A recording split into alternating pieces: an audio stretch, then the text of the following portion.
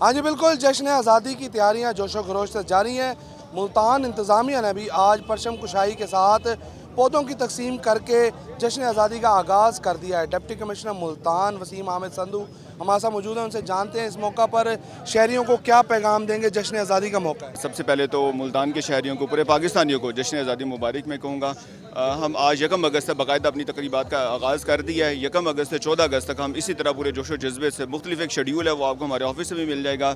मकसद है इस मौके पे पूरी दुनिया को ये पैगाम देना कि हम एक ज़िंदा कौम है, अपने पाकिस्तान से प्यार करते हैं, हम आपस में मुत्तहिद हैं और हम पूरे जोशो जज्बे से ये इवेंट मनाएंगे।